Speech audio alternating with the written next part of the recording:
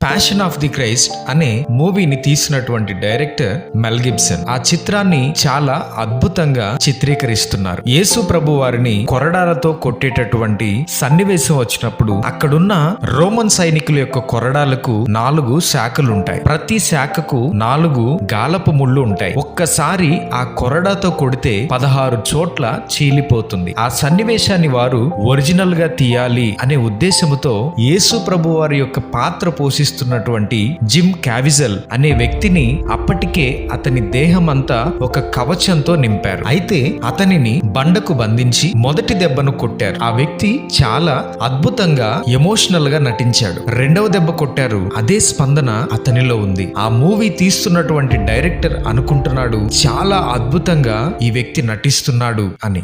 ఆ కొరడాతో 3వ దెబ్బ కొట్టేసరికి జిమ్ క్యావిజల్ అనే వ్యక్తి గట్టిగా అరుస్తాడు. ఎందుకనంటే అతని శరీరంపై అమర్చినటువంటి ఆర్టిఫిషియల్ స్కిన్ దాటి ఆ కొరడాకు ఉన్నటువంటి ముళ్ళు అతని శరీరాన్ని గుచ్చి చీల్చివేసింది. ఆ వ్యక్తి తట్టుకోలేకపోయాడు. రక్తము దారలుగా కారిపోతుంది. వెంటనే హాస్పిటల్ కి ఆ వ్యక్తిని తీసుకుని వెళ్లారు. ఆ ఒక్క కొరడా దెబ్బకు ఆ వ్యక్తికి 16 కుట్లు వేశారు. అప్పుడు జిమ్ క్యావిజల్ అడుగుతాడు, మెల్ గిబ్సన్, యేసు ప్రభు వారిని నిజంగా ఎంత భయంకరంగా కొట్టారా? ఒక్క దెబ్బ నేను తట్టుకోలేకపోయాను. 16 కుట్లు పడ్డాయి. యేసు ప్రభు వారిని ఇంత భయంకరంగా హింసించారా అని అడుగుతాడు. అప్పుడు మెల్ గిబ్సన్ చెప్తాడు, మనము తీస్తున్నటువంటి ఈ చిత్రంలో యేసుక్రీస్తు ప్రభు యొక్క వేదనను, ఆయన పొందిన శ్రమలను 40% మాత్రమే చూపిస్తున్నాం. ఆయన పొందినటువంటి వేదన చాలా గొప్పది. దానిని భరించటం ఎవరితరం కాదు అని కొన్ని విషయాలు